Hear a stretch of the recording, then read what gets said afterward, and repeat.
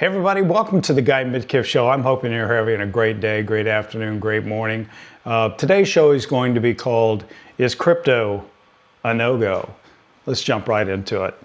Well, as you probably already know, the Guy Midkiff Show is where we have straight talk about protecting your retirement in all aspects, not only financially, but health, mentally, and just kind of give you some different bones you can chew on how to make your retirement as good as possible. I'm just your humble retired airline pilot. I just spent 35 years in the airlines and another 12 years in the military. And I just love to learn. Hopefully you'll be a lifelong learner. Matter of fact, that's going to be a topic of one of my future shows, lifelong learning. So let's jump right into the show title today, Is Crypto a No-Go?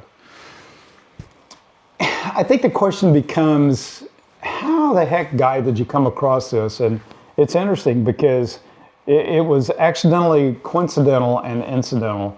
I came across a YouTube called Crypto, the World's Greatest Scam. Well, actually, I had bought some crypto before, not much. Let's see, I can't remember. Coinbase is what it was, maybe a couple $100. I think it went up to $300 or $400, and I thought maybe there was something there. So I felt like everything else I need to research it before I really spend serious money on it. Anyhow, I came across James Janney. I think he's from England, not sure.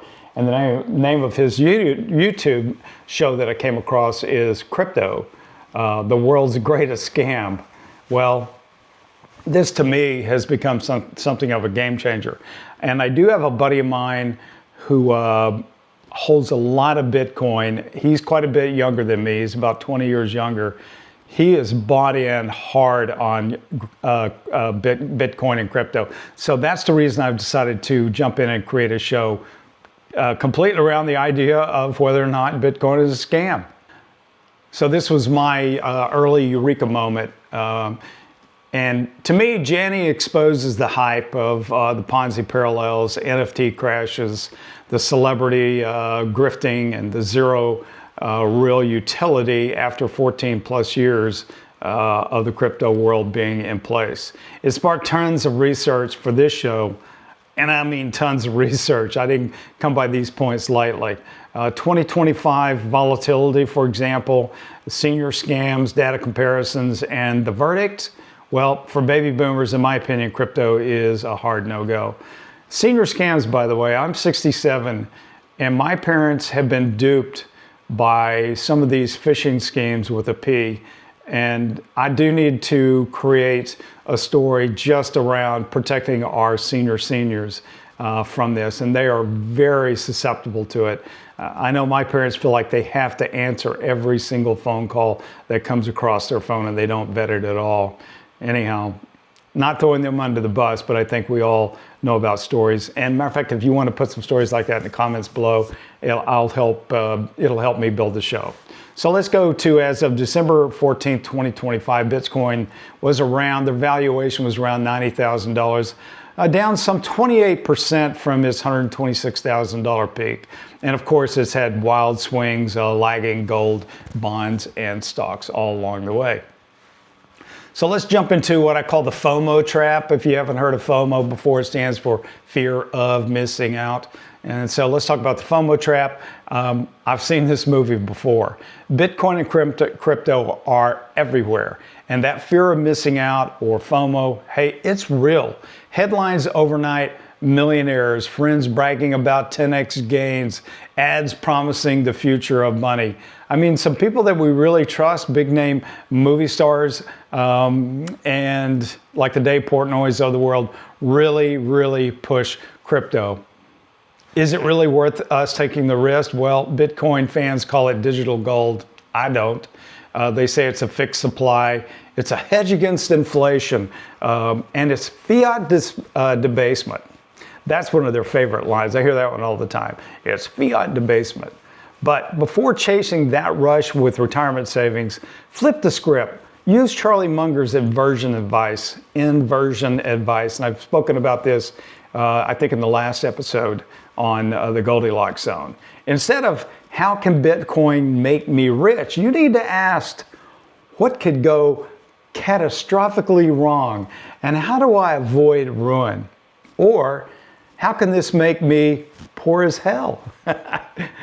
That's how Mr. Munger would formulate things. He unfortunately left us in 2023 at the ripe old age of 23, or make that 99. Said he rarely worked out. He was a contradiction in terms, no doubt, but I love watching his stuff on YouTube along with Warren Buffett. So here we go. These are some data points that really raise my eyebrow. I think it ought to be closer to 1%, but JP Morgan Chase analysis based on banking data found that 4% of baby boomers engaged in crypto assets. Multiple 2025 sources, including YouGov investment trend reports, various investor demographic studies consistently report over 8% of ownership among baby boomers. Some surveys place it at 10%, reflecting slight increases possibly tied to Bitcoin ETFs and market growth in 2024 to 2025. Look, I'm sure a few of you will boast about the tens of thousands of dollars that you made on Bitcoin. And the other 99% that lost their butts, well, guess what? They're going to be quiet as a church mouse. I doubt it. I mean, I invite you to talk about your losses on here, make a comment about it, but I suspect the only people we'll hear from are the big winners, which, like in Las Vegas, those casinos aren't made off of winners. So let's talk about Bitcoin's supply versus gold's natural scarcity. Bitcoin caps at 21 million by code, program scarcity. That's what they call it. I want to make sure you understand that. There's apparently 21 million of the Bitcoin codes out there, so it is programmed or astroturf scarcity. Gold, well, naturally, it's natural, it's mined throughout the millennia. 1% to 2% annual new supply is added in. Proponents tout higher stock to flow, but gold's 5,000-year history endures crises. Bitcoin's 15 years are, to put it mildly, untested. What if code forks, quantum breaks it, or adoption stalls? Gold survives black swans without electricity, internet, or believers being required. What you're going to see posted here is what I call refuting Bitcoin. And here are some of the claims and some of the realities for we seniors. But generally speaking, the claim is, like gold, it's a store of value. Reality for seniors, gold has been proven in crises. Bitcoin crashes like tech stocks. 2022, for example, gold was up 5%. Yeah, Bitcoin was down 65%. Hedge against inflation and fiat. See that F word all the time, fiat. Look, gold works during stagnation periods, and Bitcoin is untested during these periods. Scarcer than gold. Sure, Bitcoin is scarcer than gold. Gold, predictability, tangible. Bitcoin, fragile, tech risk, lost coin risk. Gold has industrial backstops. Bitcoin, for the most part, doesn't.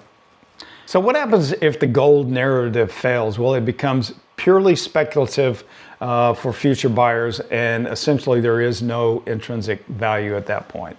Now let's go over some of the Charlie Munger inversion suggestions. The risks that ruin retirees. Inversion number 1, volatility destroys sequence of returns. Bitcoin drops some 50 to 80% routinely. That crash while withdrawing, and what that means, crash while withdrawing, if you need money and you withdraw it after Bitcoin has crashed, you're going to lock in your ruin, your devastation. And it could take you 20 plus years to recover. You can take a look at the graphic that I've included right there.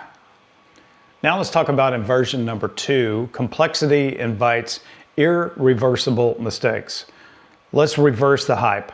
To own Bitcoin safely, master exchanges, master wallets, seed phrases, and hacks.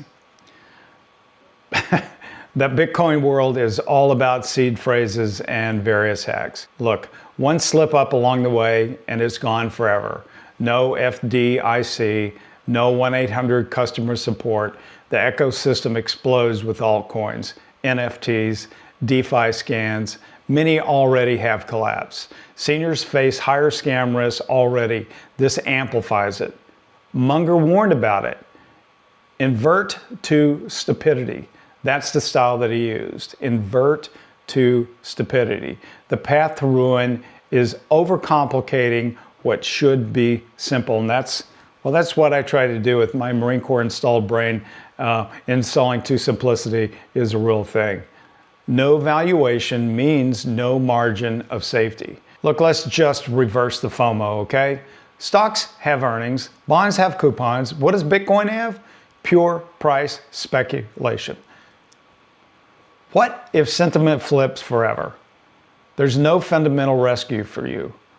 Munger's inversion, assume you're wrong about the upside. What your downside protection is, here, it's pretty much zero. Let's talk about inversion number 4.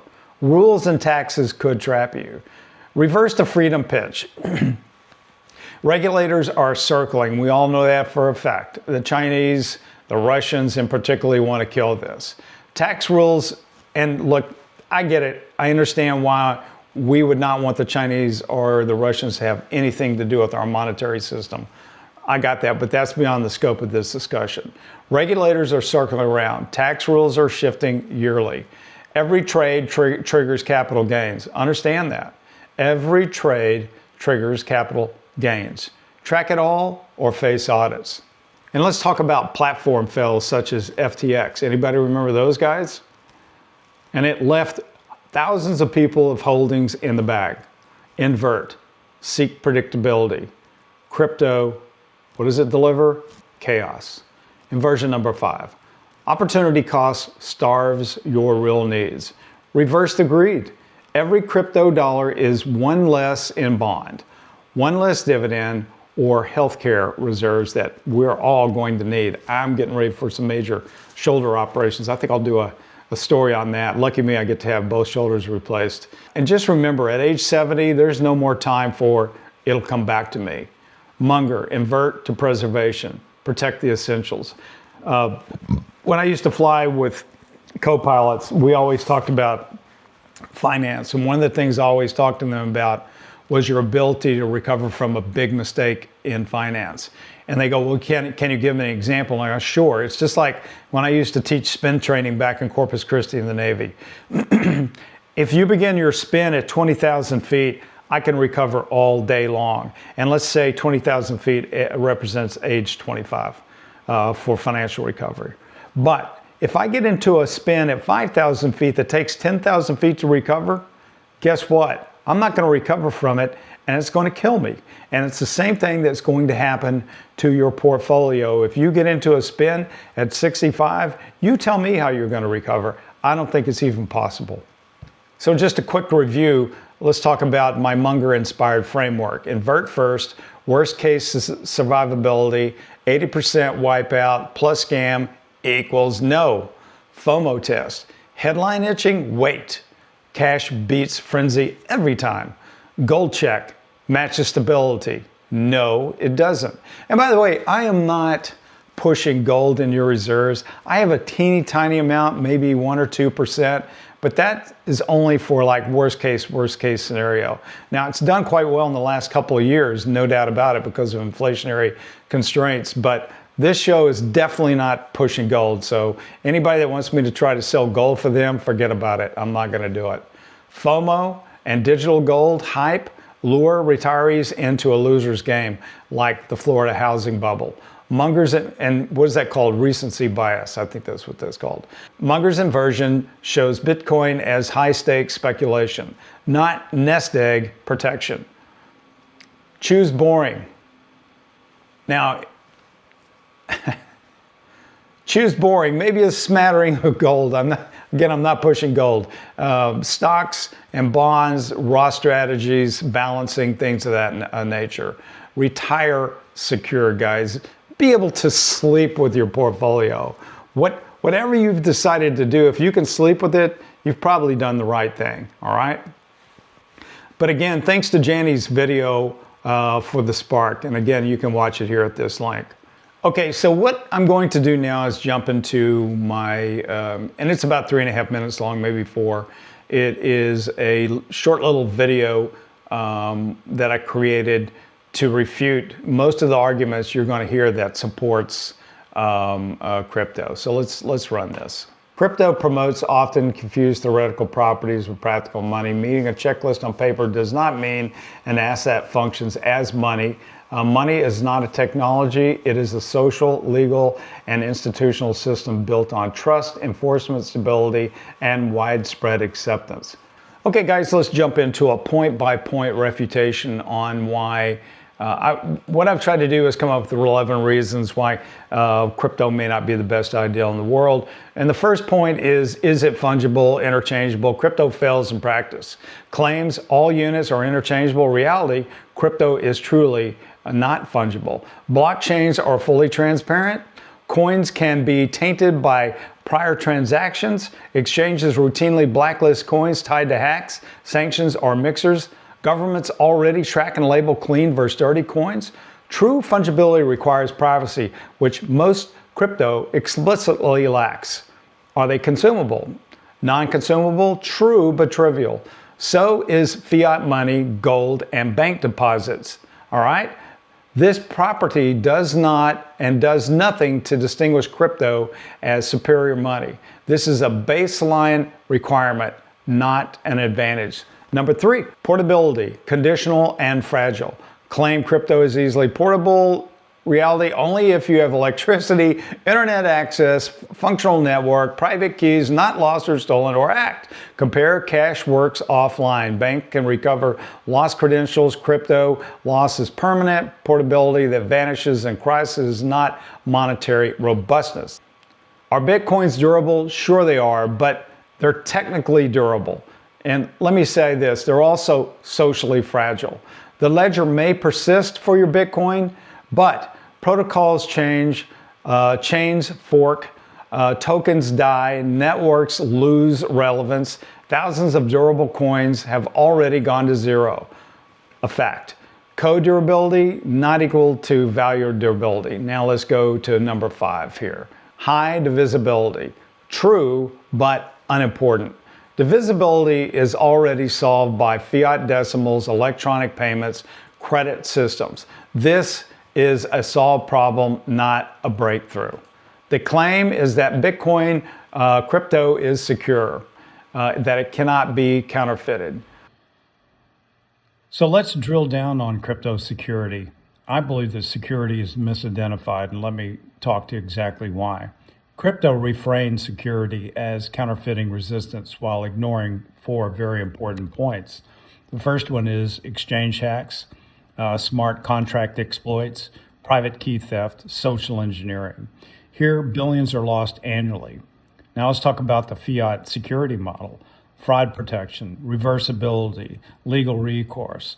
Crypto replaces institutional security with personal liability, which is a downgrade for most users. Okay, guys, let's hit point number 7 quickly, and that is whether or not Bitcoin crypto is easily transactable, and the conclusion that is reached that at scale it isn't. And let's talk about why. There's congestion spikes, there's fees explode during demand surges, settlement finally varies by chain, a layer 2 complexity undermines simplicity claims. As a matter of fact, Visa handles tens of thousands of these TPS transactions reliably. Crypto does not without centralization. So ease at low volume is not ease at global scale. Predictability supply. Artificial scarcity is not sound money. Scarcity alone does not create value. Beanie Babies were scarce. Let's not forget about that. Thousands of alternative coins dilute scarcity instantly. That's something that the Bitcoin guys rarely talk about. More importantly, fixed supply causes deflationary hoarding, discourages spending, encourages speculation, not commerce. Good money must support economic velocity, not freeze it. Let's go to point number 9, sovereign government issued. This is a feature, not a bug. Crypto frames sovereignty as a flaw, but sovereignty backing enables tax payments, legal tender laws, courts and enforcement, and economic stabilization. Without sovereign backing, there's no lender of last resort, there's no deposit insurance, and there's no crisis response. Money without a state works only in small, trusted based systems, not modern economies. Let's go into point number 10. The claim is that Bitcoin is centralized, and this is mostly a myth. In practice, mining is centralized, development teams are centralized, governance is centralized, exchanges are centralized. And when things break, users demand centralized intervention anyway. Decentralization is aspirational, not operational. And the final point, number 11, that crypto is somehow smart and programmable. That's a double-edged sword. Programmability introduces the following: bugs, exploits, governance disputes, legal ambiguity. Money should be boring and reliable, not experimental software. We don't want money to update like an app.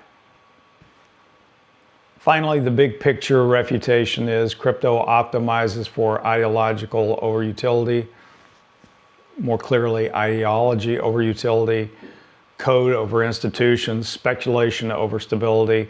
Money must optimize for stability, for trust, widespread acceptance, legal enforcement, crisis resilience. Crypto is an investable technology experiment, not a mature money system. So with that, I will include today's show on crypto. Appreciate you listening. You know what to do if you like the show. I got it. And just remember my motto: health is wealth, and let's get busy living. I'm going to go out and go walk my 10,000 steps, guys. You take care.